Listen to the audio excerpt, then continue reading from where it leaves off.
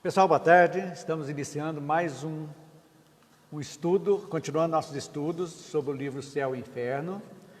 Hoje estamos no capítulo 2, para quem não sabe, está acompanhando. Hoje nós vamos estudar do capítulo 2, Temor da Morte, os itens 7, 8, 9 e 10. Esse vai ser o nosso estudo de hoje. E é sempre bom a gente repassar um pouquinho o que nós estudamos na semana passada, que está nas páginas do Centro Espírita e também no YouTube do Centro Espírita Vinho do Senhor. Temor da morte. Então, só para recordar o que nós estudamos, o que leva ao temor, a maioria que leva, falamos na semana passada sobre o apego ao corpo físico, apego às pessoas, apego às situações. Então, tudo isso leva àquele temor. E outra coisa também que a gente tem que sempre analisar é que nós fomos criados com a ideia do céu e o inferno, desde criancinha, a maioria das pessoas, desde pequenininho, nós estamos lá sabendo que aquele que pecou, que não foi batizado, que o padre não perdoou, vai para o inferno eterno, sofrimento. Então, essa ideia do eterno, do fogo eterno, calou dentro da maioria de nós, causando esse temor quase que patológico a respeito da morte. E é uma bobeira, porque a única coisa que nós temos certeza é que a morte vai chegar. E vamos, é a renovação, o corpo deteriora e o espírito, devagarzinho, vai aprendendo lições da encarnação e vai seguir sua vida. Então, a gente destaca então, que nós podemos dizer que o medo decorre disso. Primeiro, porque a maioria não sabe o que acontece depois da morte. É uma incógnita para a maioria. Como é que vai? A morte dói? Como é que fica isso aí? Vai doer? Como é que vai ser? Vou sofrer? Vou ficar na escuridão eterna? Vou me separar dos meus entes queridos? Nunca mais vou encontrá-los? Então, todas essas indagações fazem parte disso aí. Lógico, nós não podemos esquecer, já falamos desde o início, que nós temos um instinto de conservação, de preservação da vida, isso é natural. Nós temos o dever de cuidar, sim, evitar expor a nossa vida a um desencarne antecipado,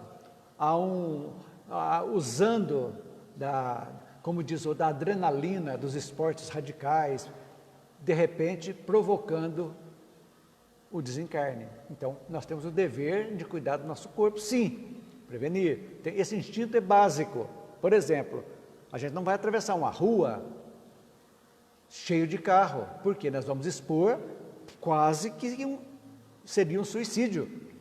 Eu querer atravessar numa estrada movimentadíssima, você não é lugar disso, então eu tenho que preservar. Eu não vou pular numa piscina para nadar, se eu não sei nadar. É natural também isso aí, a gente tem que pensar sempre desse jeito. Então, essa preservação é natural. Então, não é um temor, é a preservação da vida. É diferente do temor da morte, nós temos o dever de preservar a nossa vida. Então, essa incógnita que passa na cabeça da maioria das pessoas é exatamente por isso, a gente pensar que precisamos preservar sim. E a maioria também tem, a respeito da morte, perspectivas sombrias, tais como, estou condenado, vou sofrer. Então, aquele medo, aquele pavor desse sofrimento, faz com que as pessoas entrem de sola, podemos dizer assim, no mundo espiritual. Vamos aproveitar o que puder aqui agora. O que interessa é isso, vamos aproveitar tudo, porque eu não sei o que vem depois. De repente a morte não tem nada, de repente eu vou para o inferno mesmo, vou ficar a vida inteira sofrendo. Então, aí que fica isso aí. E a gente vai também, quando familiares nossos partem, tem aquela incógnita, meu Deus, a sensação de perda é tão grande que as pessoas acham que nunca mais vão se encontrar. Então fica aquele terror também da morte. E isso aí vai causando sérios problemas para nós também. Então, isso é para a gente fazer o porquê que Kardec colocou nesse livro, que fala sobre a justiça divina, né? O céu, o inferno, a justiça divina, exatamente numa sequência para a gente entender a espiritualidade, entender que as penas não são eternas. Começamos lá no futuro e o nada, o primeiro capítulo. Os que estão começando agora o estudo, voltem um pouquinho, leiam o primeiro capítulo, o futuro e o nada. O temor da morte é o segundo capítulo. Depois nós vamos seguindo, vamos estudar já na partir da próxima semana, estudar o céu, que seria o céu. Então isso aí a gente vai devagarzinho desmistificando a morte. Vamos estudar o inferno, o que é o inferno, o inferno mitológico, existe inferno, vamos ver tudo isso aqui. É um livro fantástico, vai dar uma bagagem para nós muito grande, que vale a pena a gente pensar, estudar com carinho. Então, gente, tem muitos espíritas, às vezes, também tem um temor da morte ainda, que nós vamos ver também aqui no item 10, a respeito disso, que o espírita não teme a morte. Mas Kardec foi tão legal aqui que ele colocou: o espírita não teme a morte. Eu já colocaria um outro aqui, mais um pronome, um verbo. Os espíritas não devem temer a morte, porque na maioria tem um medo tremendo do umbral. Faz uma coisa que nós vamos estudar o umbral também aqui. Acha que a umbral realmente é um absurdo. E não é nada disso que a gente tem que pensar. Então, feito esse resumo, nós vamos ver. Até a gente podia fazer uma pergunta boa para as pessoas que vocês estão em casa, assistindo. Pensar, não precisa ninguém responder, mas meditem. O que você faria se você fosse morrer hoje? Até a meia-noite de hoje, seria o último dia seu aqui na Terra. Chegasse, daqui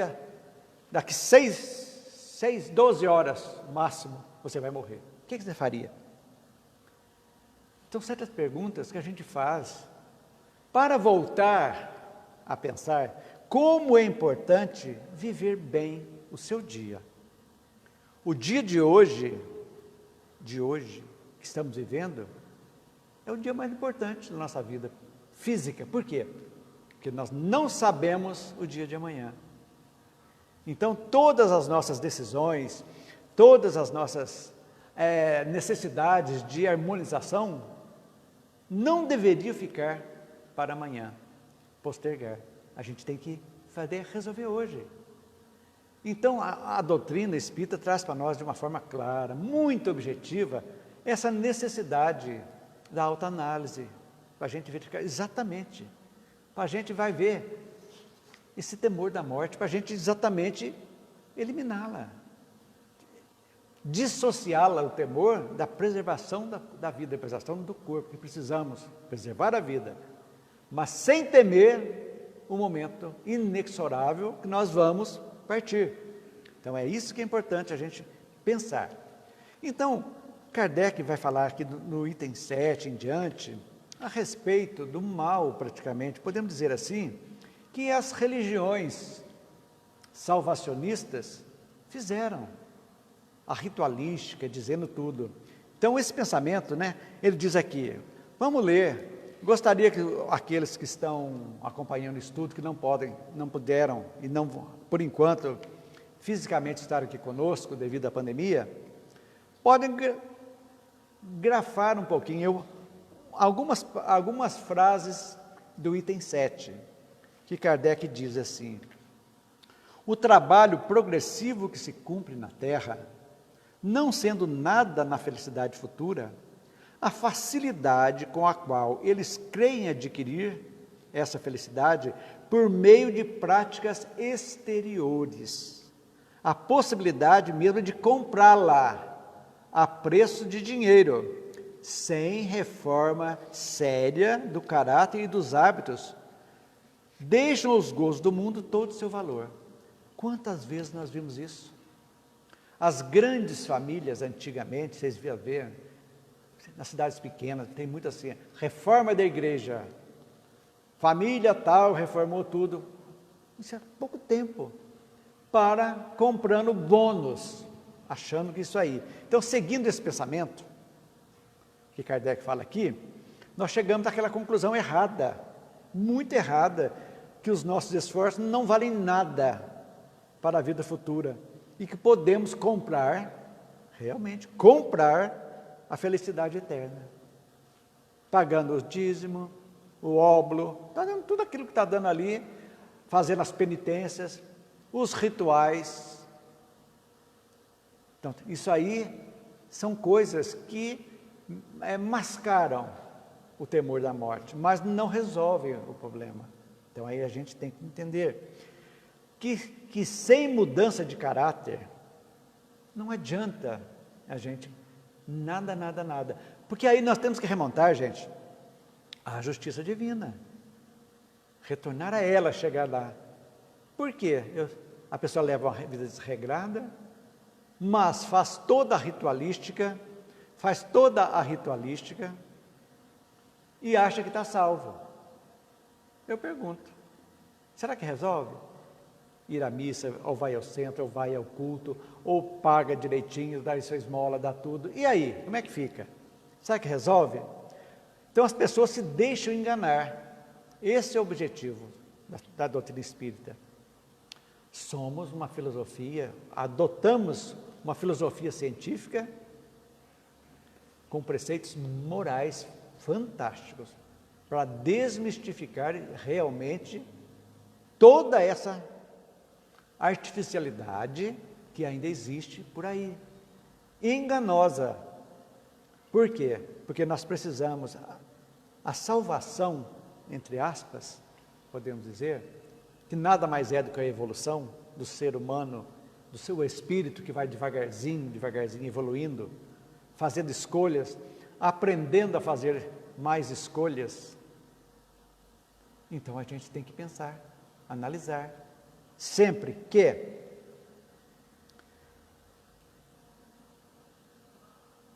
nem sempre buscando as coisas mais fáceis, materialmente falando, nós estamos realmente nos habilitando para o céu. Então, é o que Kardec quis dizer nisso aqui, que as pessoas, infelizmente, estão procurando a felicidade com a qual todo mundo crê, né, a felicidade pós-morte, usando-se de práticas exteriores, às vezes a preço de dinheiro, sem reforma dos seus hábitos de caráter. E aí, a doutrina está na vanguarda, mostrando exatamente a necessidade da mudança. Nós precisamos realmente, a cada dia, matar um pouquinho do homem velho que cada um tem de nós. O que é esse homem velho? É exatamente os maus hábitos, aquilo que nós trazemos de outras existências, que estamos aqui exatamente para evoluir, para nos modificarmos, para cumprir a nossa etapa existencial. E esse temor da morte é interessante, mas quantas vezes nós já morremos? Quantas? Já passamos por isso, várias. Então, o importante não é morrer, o importante é estar preparado para quando ela chegar. Isso é muito importante, a preparação. E é uma preparação diária. Ah, mas então as pessoas perguntam assim, mas então eu vou ter que santificar, vou virar um santo aqui, eu não vou ter que viver no mundo, eu vou me enclausurar, eu vou rezar o dia inteiro, eu vou dispor de todas as minhas coisas. Não, não é isso que a gente quer. Não é isso que Deus quer.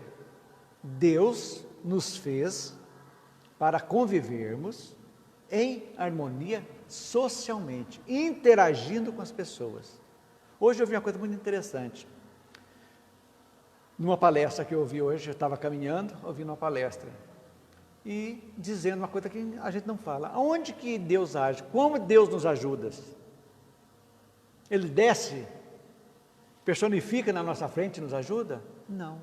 Ele nos ajuda através dos homens. Quando ele ajuda um médico na hora de uma cirurgia lá, ele está nos ajudando. Quando ele receita algo para aquele ali que você pede, que aquele remédio vai ser bom. Ele te ajuda quando alguém está querendo suicidar e leva para alguém, é intuído para que dê aquele apoio inicial. Ele está ajudando. Porque Deus não faz, Deus cria, quem faz são os espíritos. Ele é o ser incriado, ele faz. E através de nós, dessa interação, nós estamos evoluindo. Esse é o nosso objetivo, certo?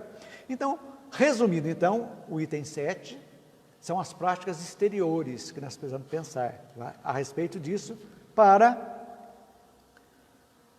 terminando, mais de um crente se diz em seu foro íntimo que, já que seu futuro está assegurado pelo cumprimento de certas fórmulas ou por dons póstumos, aí nós vamos ver muitas histórias, o pós-morte, o velório, as missas, todo aquele ritual, você entendeu? Cumprimento de certas formas ou por dons póstumos que não privam de nada. Seria supérfluo impor-se sacrifícios ou a qualquer constrangimento em proveito do outro, desde que se pode chegar à salvação trabalhando cada um por si. Então aí que a gente vai então. Seguramente, tal não é o pensamento de todos, porque há grandes e belas exceções, mas não se pode dissimular que esta não seja a mais numerosa, sobretudo das massas pouco esclarecidas, e que a ideia que se faz das condições para ser feliz no outro mundo não mantém o apego aos bens deste mundo, e por consequência o egoísmo. Então aí que a gente vai começar a entender da necessidade da espiritualização. Isso é fundamental, precisamos nos espiritualizar. Não é espiritizar não, que a gente faz a palestra. Estamos assistindo pessoas espíritas e também não espíritas, até ateus podem estar assistindo. Então a gente tem que falar como a doutrina tem que ser universalista, tem que abraçar a todos, sem impor nada a ninguém, mas sempre expondo, mostrando pela lógica, pela razão e pelo bom senso, mostrando que as pessoas possam fazer, cada um, a sua convicção. Então, hoje na realidade, nós temos o temor da morte, é exatamente para nós, literalmente, matarmos a morte. Não precisa ter medo da morte, é um fato natural. A morte é do corpo físico. Deus é eterno, porque foi incriado. Nós fomos criados, mas somos imortais. Nunca morreremos. Estamos nessa evolução constante. Aqui estamos, daqui um pouco estamos em outros mundos, aqui vamos indo. Esse é o ideal. Vamos morrendo, nascendo e evoluindo. Faz parte. Então a gente vai entendendo isso aqui, para desmistificarmos.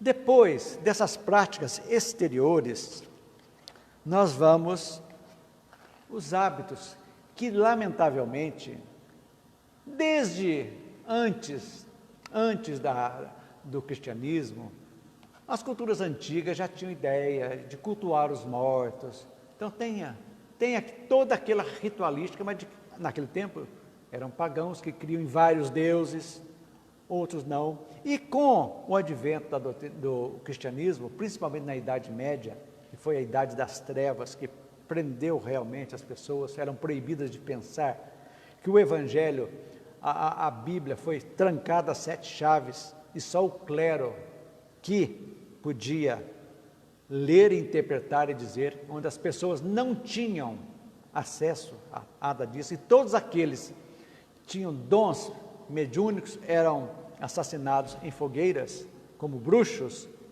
Então foi esse terror, todo esse tempo. E aí criaram-se também, já para as famílias abastadas, então quando a pessoa morria, então olha, se nós fizermos 7º dia, nós precisamos rezar e tal. Hoje não, mas antigamente era muito dinheiro, ó, para tirar, precisamos regar. Pode ser que esteja no purgatório, nós vamos ver no purgatório, vamos estudar aqui também, que o purgatório as pessoas saem de lá não pelo esforço de mudança, mas pelas rezas daqueles que ficaram aqui. Então, se ninguém rezar, quer dizer, é duro falar isso, mas é uma forma de ganhar dinheiro também, né? Ó, vamos tirar do purgatório, então vamos pagar para isso. Então, essas práticas exteriores, então, nós podemos resumir, entendendo, gente, de uma forma bem clara, que nós podemos fazer uma pergunta básica aqui, para a gente começar a entender, que vocês pensem que depois eu vou dar a resposta. Então a pergunta seria a seguinte: por que o cumprimento de certas fórmulas mágicas para a aquisição da salvação, tais como sacramentos, batismo, louvores, acaba afastando muitos homens do cultivo das virtudes morais? É a pura realidade. Porque se eu vou fazer isso aqui, por que eu vou melhorar? Qual a necessidade que eu tenho de melhorar? Se eu já fiz já dei o meu dízimo, já o padre já me perdoou, já fazer isso, já tirou isso aqui, vamos rezar. Então, fica cômodo. O homem, a maioria de nós, somos lenientes mesmo.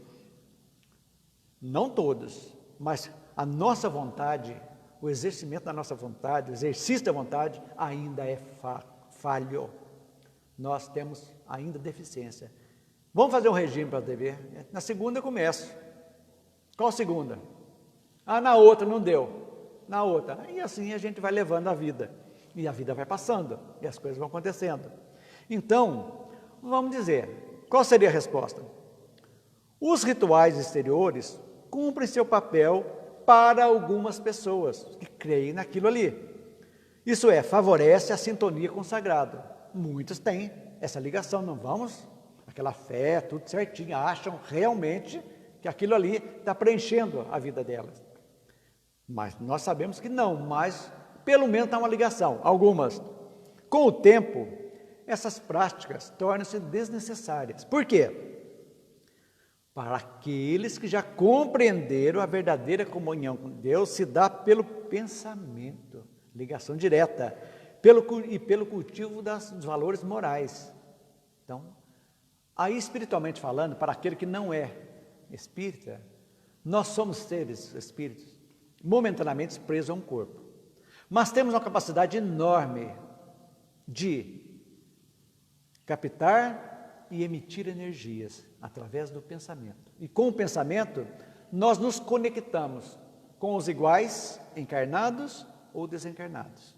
Então, pensamentos bons, nós estamos atraindo a presença de espíritos afins, afetos, que gostam de nós, tanto encarnados como desencarnados.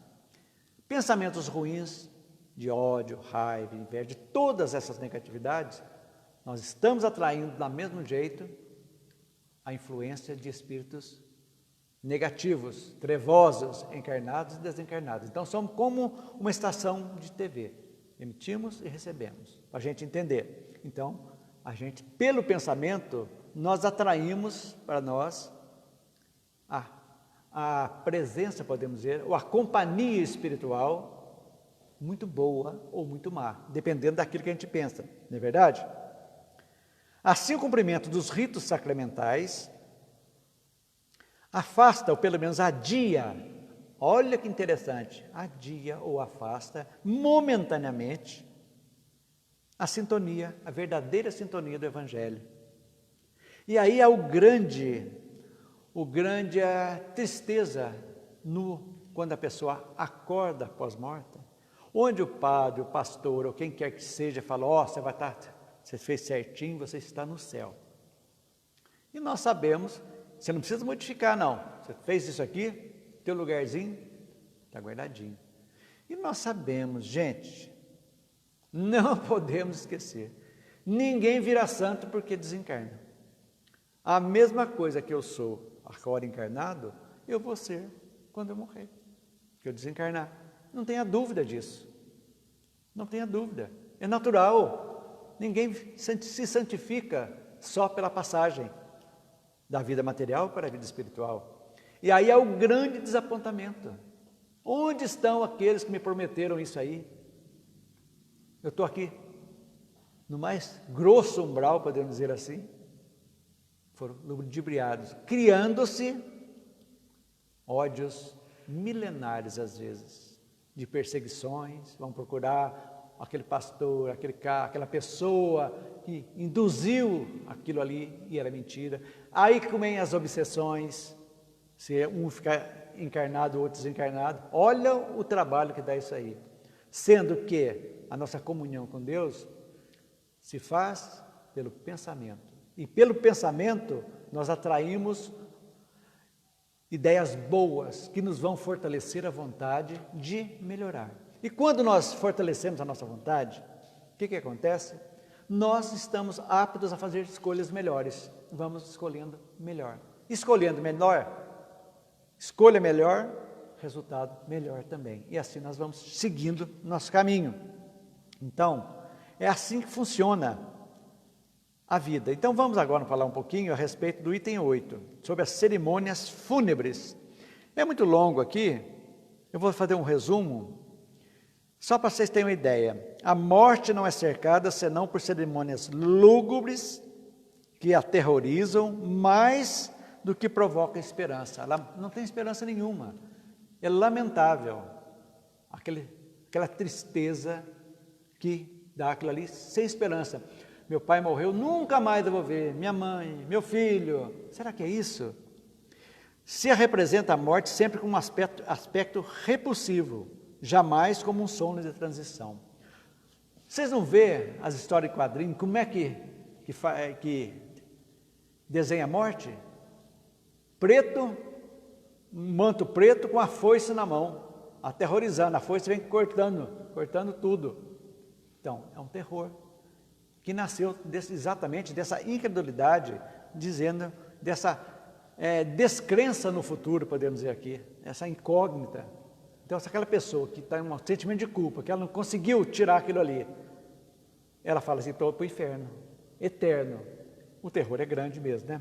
Então, o que diz aqui para a gente entender? As cerimônias fúnebres passam a ideia de perda para quem fica e de desgraça para o que se parte. Vocês já notaram isso?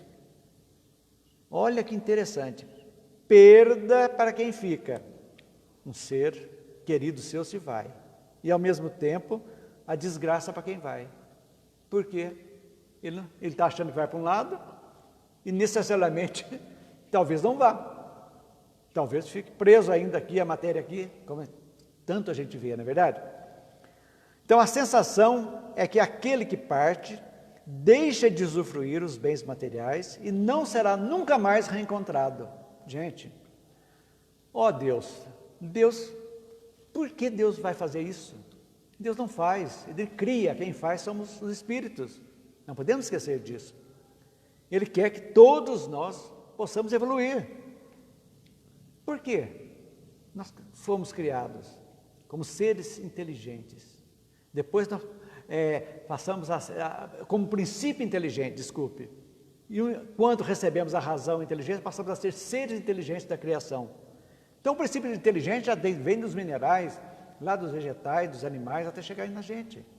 Então isso aí, tornando-nos seres inteligentes da criação. E aí começa a nossa jornada evolutiva, galgando vários e vários degraus, até chegarmos à angelitude, que o tempo da Terra, nós não temos como avaliar que tempo é esse, não sabemos, mas que um dia chegaremos, não tenham dúvida. Voltando, não se pensa que a alma está livre dos laços corporais, em mais de uma etapa de sua evolução contínua, a caminho da perfeição relativa. Ninguém pensa nisso. É natural, morremos, vamos chegando adiante, é a sequência. Não se concebe a possibilidade de uma vida mais feliz além túmulo, pois ainda estamos ligados aos prazeres terrenos. À medida que formos nos informando e praticando, informando, o que nós estamos fazendo aqui? Estudando, informando. É isso, desmistificando. Estamos colocando rigorosamente o pingo nos is, para que a gente possa abrir o nosso leque, gente. Precisamos abrir o leque, viver bem. Tudo isso nos possibilita o quê? quando eliminamos esse temor patológico da morte. Vamos viver bem a nossa vida. Vamos corrigir rumos. Esse é o objetivo. Correção de rumos. Eliminar aquelas picuinhas que temos dentro de nós, que ainda nos pegam e levando adiante. Então, à medida que formos nos informando e praticando, nós vamos abandonar essas ideias preconcebidas de céu e inferno. Penas e gozos eternos. Gozos no céu inoperante, que nós vamos ver aqui, que não faz nada. Fica lá, paradinho, bonitinho. Deve ser uma delícia, né? Eu lá no céu, bonitinho, as asinhas batendo, e meu pai, minha mãe e o meu filho lá no inferno cozinhando. Oh Deus, como é que é isso? Por que eu sou aqui e não vamos nunca mais nos encontrar? Inferno eterno, gente. Vai totalmente contra um dos atributos de Deus, o mais importante que eu acho: justiça e bondade. Não é verdade? O que o Espiritismo nos dá? Exatamente isso aqui. A fé raciocinada nos guiará para uma vida plena e feliz. O que é fé raciocinada? É aquela que encontra a razão, tá? Em qualquer situação, sem medo nenhum. Ah, por que você crê que você não crê no inferno? Pela fé raciocinada, você raciocina. Para você que não é espírita, raciocine. Deus é bom? É. É justo? É. Quer o bem de todo mundo, tal qual nós, como pais, amamos nossos filhos? Sim. Como então ele vai privilegiar um para o céu e outro que errou, entre aspas, como diz, no inferno eterno, sem chance de recuperação, sem chance de reparação? Ele não seria Deus, ele seria um Deus antropomórfico, ou seja, humano, que vinga, que faz, que perdoa, que dá, seria um déspota. Então não é essa a função de Deus. Então aí nós chegamos na fé raciocinada. Se Deus é bom, é justo, como que eu vou crer numa pena eterna? Não tem como. Então aí nós encaramos usando o quê? A filosofia, questionando, sempre pela lógica, razão e bom senso. E chegamos numa convicção: se ele é bom e justo, ele não vai condenar a esse. Então não precisamos temer. Agora, ele nos dá o guia para seguirmos adiante, que é o Evangelho, a nossa melhora. Isso não quer dizer que se nós erramos, nós vamos para o inferno. Nós vamos ter oportunidade de voltarmos em um outro corpo, um outro gênero sexual, qualquer, para reparar aqueles enganos de outrora, adquirir mais sabedoria e seguirmos adiante. E é assim que nós vamos evoluindo. Então, podemos dizer que o grande purgatório da Igreja Católica é aqui na Terra. Só que é um purgatório diferente, é um purgatório que dá o sofrimento, e ao mesmo tempo dá o remédio de como sair desse sofrimento. É isso que é interessante a gente saber. Dá para saber? Para fazer essa jogada. Por quê? E estamos aqui. Como? Esse nosso reencontro com Deus é exatamente para isso. Para que nós possamos, de uma forma lógica, nos aproximarmos dele através dos nossos atos, dos nossos pensamentos e das nossas palavras. E entendendo que a lei de sociedade, que Kardec sabiamente coloca entre as leis morais, que nós precisamos dessa interconexão de todos aqui na Terra para evoluirmos. Só evoluímos convivendo, essa convivência é fundamental. E não se esqueçam, que eu falei há pouco, Deus cria e quem faz são os homens, ou os espíritos.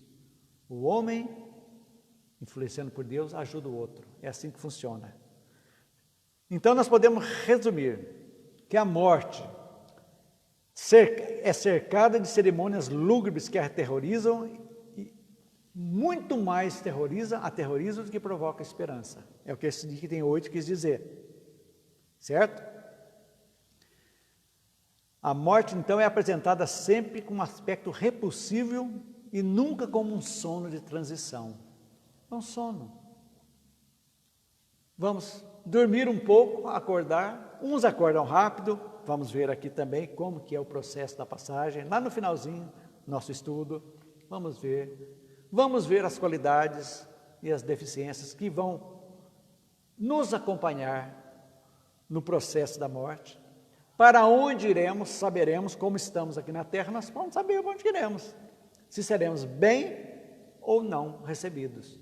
Tudo depende dessa melhora que Kardec fala muito para a gente, essa transformação íntima. Chegamos no 9, que diz o seguinte, fala da igreja também. A própria igreja coloca, a crença vulgar coloca, por outro lado, as almas em regiões acessíveis com dificuldade ao pensamento, onde elas se tornam, de alguma forma, estranhas aos sobreviventes, de acordo com a igreja faz.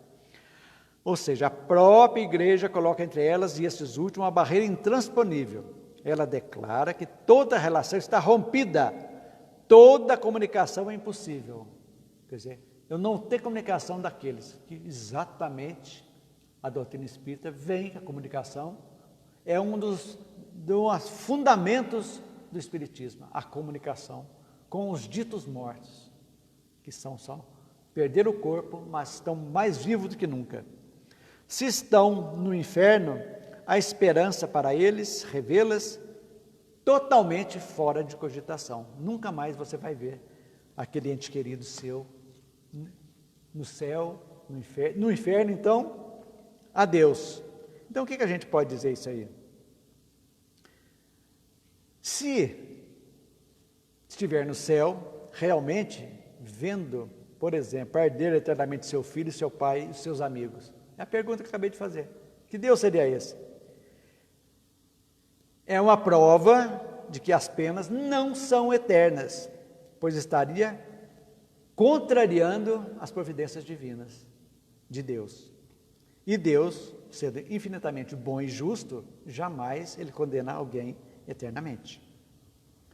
Então, gente, essa crença dita no item 9, que vocês vão ler em casa, tranquilo, é comum e torna-se uma barreira intransponível entre os que foram e os que aqui ficaram. E se as almas forem para o inferno, então, adeus, sem chance. E se for para o céu? Boa pergunta, né? Estão absorvidas numa, olha gente, beatitude contemplativa, ficam todos os auréolos, quietinho, não faz nada, só olha, que tédio, né? Vamos falar a verdade, será que é isso que Deus quer? Não dá. Isso leva a um sentimento de posse e posteriormente de perda. Posse é o apego que nós temos. Eu já sempre digo aqui, falei na segunda-feira, que desapego não é desamor. Nós temos que aprender a amar, ao mesmo tempo desapegar, porque nada é nosso. Nada é nosso. Minha esposa, meus filhos, meus pais, não. Cada um segue a sua vida. Mas acaba o amor? Não, jamais. Então, gente, e fica a pergunta, qual a situação da alma que está no céu, sabendo do sofrimento dos seus entes queridos? Ela vai ter paz, gente? Como é que pode ficar? Isso aí são coisas criadas pelo homem. Jesus não falou nada disso. Nada disso. Procura no Evangelho. Jesus não criou religião nenhuma. Ele trouxe uma doutrina. O cristianismo é uma doutrina que seria para todo o mundo, para todo o planeta. Mas os homens, né? Foram dar umas bicadinhas, deu no que deu, né? É isso aí. Então, chegando nesse ponto, estamos quase terminando o capítulo 2. Aí chegamos no capítulo, no item 10. Por que os espíritas não temem a morte? Kardec foi muito objetivo, né? Ele acha que todos nós, que se diz espírita mesmo, não temem a morte. Lógico, pelos postulados espíritas que nós sabemos, diz aqui, vou ler o primeiro parágrafo. A doutrina espírita muda inteiramente a maneira de se encarar o futuro. A vida futura não é mais uma hipótese, mas uma realidade. O estado das almas depois da morte não é mais um sistema, mas um resultado de observação, ciência, observação, a comunicação dos espíritos, desde as mesas girantes até aos nossos dias. O véu foi levantado. O mundo espiritual nos aparece em toda a sua realidade prática. Não são os homens que o descobrem pelo esforço de uma concepção engenhosa, mas são os próprios habitantes desse mundo que nos vêm descrever a sua situação, ou seja, os espíritos dizendo como que estão lá. Nós nos vemos aí em todos os degraus da escala espiritual, desde aqueles imperfeitos que estão obsediando, que nas mesas mediúnicas estão aí pedindo ajuda, até os mais puros, os espíritos de luz que trazem luz, ensinamentos, nos guia na nossa caminhada. Nós os vemos aí em todos os degraus da escala espiritual, em todas as fases de felicidade ou de infelicidade. Assistimos todas as peripécias da vida do além-túmulo. Aí está para os espíritas a causa da calma com qual encaram a morte. Então o espírita encara a morte, deve encarar a morte com calma. Isso é muito importante. Da serenidade dos seus últimos instantes na terra. O que o sustenta não é somente a esperança, é a certeza. Olha essa palavra, grife aí, é a certeza. Sabem que a vida futura não é senão a continuação da vida presente, em melhores condições, e a esperam com a mesma confiança que esperam o nascer do sol depois de uma noite de tempestade. Olha que bonito.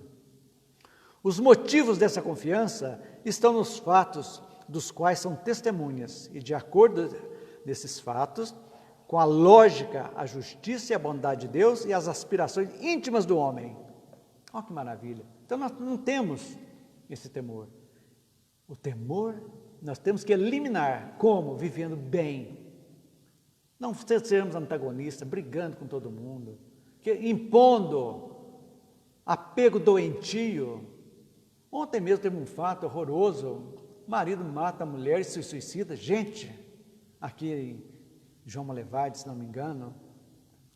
Apego, então eu amo tanto que não vai ser de ninguém, mata. Gente, ele é homicida e suicida. Vocês imaginam como está a situação desse nosso irmão no mundo espiritual? Quanto tempo vai demorar para ele se reequilibrar? Quanto tempo vai demorar para ele se acertar e conseguir voltar? E vai voltar em situações críticas. Porque ele deu um tiro no rosto. Vocês imaginam? Nós espíritas sabemos. Por quê? A cada um segundo suas obras. Então é lamentável que ocorra isso. E a gente sofre como espírita quando vê uma notícia dessa. Achando que matou, acabou. Está começando um calvário. Será que a esposa vai conseguir perdoá-lo? Ou vai ficar apegada também, espezinhando? E os filhos que ficaram, filho, não sei se é 1 ou 2. Como que vai viver esse filho? A mãe sendo assassinada pelo pai que se suicidou. Vocês imaginam? Quanta coisa, se essas pessoas tivessem um pouquinho da noção espírita, poderia ser evitada? Pensem nisso. Então, para os espíritas, a alma não é mais uma abstração. Tem um corpo etéreo que faz dela um ser definido, que o pensamento abarca e concebe. Olha o poder do pensamento. Nós criamos, quando pensamos, criamos formas de pensamento que se materializam através do verbo e das nossas atitudes. Já é muito para fixar as ideias sobre a sua individualidade, suas aptidões e suas percepções. Então, a lembrança daqueles que nos são caros repousa sobre alguma coisa de real. Meu pai e minha mãe são espíritos, estão vivos, não estão no plano físico, mas estão no plano espiritual, mais vivos do que nunca. E interagem conosco, sim, podemos não lembrar. Mas durante a semi-morte do sono, todas as noites, nós temos contato com o mundo espiritual. Nem sempre lembramos, mas não estamos sozinhos. Temos nossos protetores espirituais, amparadores, que estão conosco. Só nos afastam de nós quando nós putrefazemos nossos pensamentos, apodrecemos nossos pensamentos com coisas negativas. Quando purificamos os pensamentos, eles estão conosco. Então, esse intercâmbio, estamos recebendo comunicações psicofônicas de pessoas, psicografias, contando como que está de lá, o que aconteceu. Então, isso aí acalma. Então, não é só esperança, é certeza.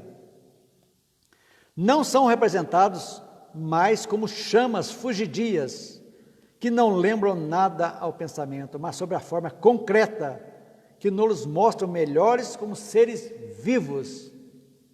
Olha que beleza, gente. Certeza que um dia nós vamos nos encontrar no mundo espiritual, que é lá que vamos, é o nosso mundo, não aqui. Depois, em lugar de estarem perdidos nas profundezas do espaço, eles estão ao nosso redor. O mundo corporal e o mundo espiritual estão em perpétuas relações e se assistem mutuamente. Grifem isso aí. O mundo corporal e o mundo espiritual estão em perpétuas relações e se assistem mutuamente. A dúvida sobre o futuro, não sendo mais permitida, o temor da morte não tem mais razão de ser. Encara-se a sua chegada a sangue frio, como uma libertação, como uma porta da vida e não como uma porta para o nada. Kardec fez uma poesia, é um poema tão bonito isso aqui. Então, para a gente meditar, não precisamos temer a morte, precisamos sim encará-la natural. Agora, como tirar esse medo? Principalmente para as pessoas não espiritualistas, não espíritas ainda. Primeira coisa, tirar esse aspecto lúgubre, de tristeza, de mórbido, sobrenatural, medo, aquele terror, aquela cerimônia que joga a gente lá embaixo, ao invés de deixar mais firme, nos joga embaixo. Então, o Espiritismo nos oferece recursos para encarar a morte com fortaleza de ânimo, sim, inspirados na fé, uma fé lógica, racional, consciente, uma fé inabalável de quem conhece o que espera. Sabemos o que somos hoje, independente de estarmos encarnados ou não, seremos amanhã. Então, por isso que é importante esse trabalho de melhora diário nosso. Outra coisa também, entender que somos espíritos, estagiando. Já vivemos muitas encarnações, estamos aqui vivendo e vamos viver mais ainda. Então, colocando na ideia, isso aqui, gente, olha, estamos aqui de passagem, já convivemos, vamos conviver outras vezes. Então, a gente vai tirando que vamos desencarnar, que o corpo vai se deteriorar, não tenha dúvida disso, é natural. E que uma hora vamos separar o espírito do corpo. E que vamos para o mundo espiritual, dependendo do que somos, é o que vamos ser lá. Fazendo tudo para sermos ajudados. Pode ser que possamos passar se formos muito agarrados às coisas materiais, a apegos, pode ser que a gente fique apegado a isso também, numa zona mental chamada umbral, que é criada pelas nossas energias negativas, que se agrupam aquelas pessoas que têm a mesma energia negativa, formando o que se diz umbral. Não é um lugar definido, é um agrupamento mental que se une esses espíritos. Então, gente, lógico, depois da morte, nós vamos entender aqui, vamos aprender lá como se faz a passagem, tem um período de perturbação espiritual, é natural. É a mesma coisa quando a pessoa sofre uma cirurgia e tem uma anestesia geral. Quando ele volta, ele não fala coisa com coisa, mistura tudo, quem já passou por cirurgia sabe disso. Eu tive um tio meu que voltou da cirurgia, ele cantava que encheu, na clínica São Camilo que tinha ainda aqui, que enchia o hospital cantando aquelas coisas da juventude dele, mas cantava do peito aberto. Depois que passou o efeito, falava para ele, falava, o que é isso? Bem capaz de eu ter feito um negócio desse. Então, essa perturbação acontece. A gente entendendo que isso depende muito do estado de espírito nosso. Se nós desencarnarmos com ódio, muito ódio de alguém, muita raiva, muito rancor, realmente esse período de perturbação é maior. Mas se a gente estiver com o espírito limpo, já razoavelmente, limpando essas negatividades, essa perturbação é mais rápida, a recuperação é bem mais rápida. Então, o que é que a gente pode dizer às pessoas? Não vamos viver distraidamente aqui, levando a vida de qualquer jeito, está tudo bem, vamos curtir a vida, vamos. O pessoal está aí, gente, está falando que nós temos que preservar a vida, a pandemia está aí, o pessoal fazendo festa, fazendo, bebendo, beijando, fazendo tudo, 20, 30, 40, 50, 100 pessoas, inconsequência pura.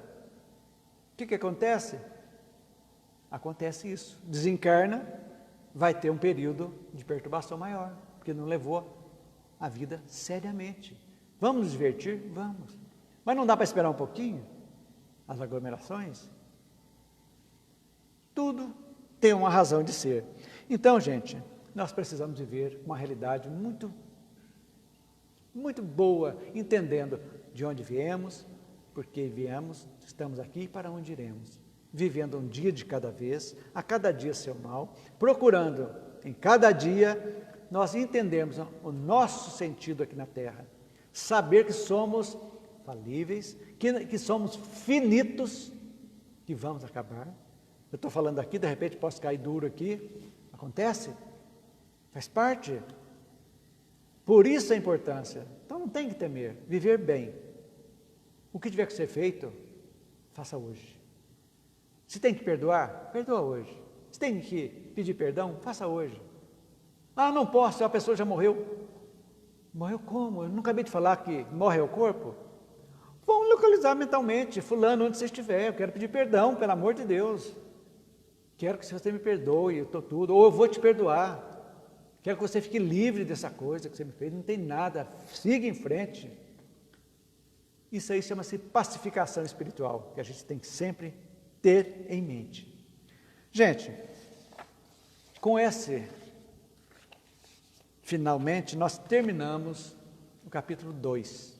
Então, semana que vem, talvez ainda virtualmente, sem a presença de público, nós vamos iniciar o céu.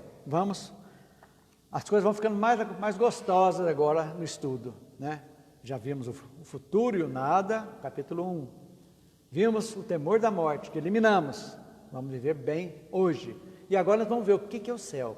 Sobre todos os pontos de vista, católico, protestante, lá dos muçulmanos, tudo, nós vamos ver tudo. E o que diz a doutrina espírita a respeito? O que diz a mitologia? Depois nós vamos ver o inferno, futuramente. Tudo aquilo que, da história também, nós vamos ver. Por quê? Para a gente entender. Entendendo, estaremos bem. Ok, gente? Então fica assim. Vamos encerrar agora, erguendo nosso pensamento a Deus, a Jesus, nosso Mestre, aos nossos amparadores, que estiveram conosco nesse estudo de hoje. Que todos vocês que estejam em casa possam receber essas energias boas, de paz, de harmonia, que entendam esse momento de reclusão, que seja uma reclusão muito, muito positiva, que os cônjuges possam conviver cada vez mais, possam entender o sentido do casamento, o sentido da maternidade, o sentido da maternidade, da paternidade, para que possam juntos, no pós-pandemia, sermos pessoas cada vez melhores. Então, que as bênçãos de Jesus estejam conosco. Que assim seja. Uma boa tarde a todos.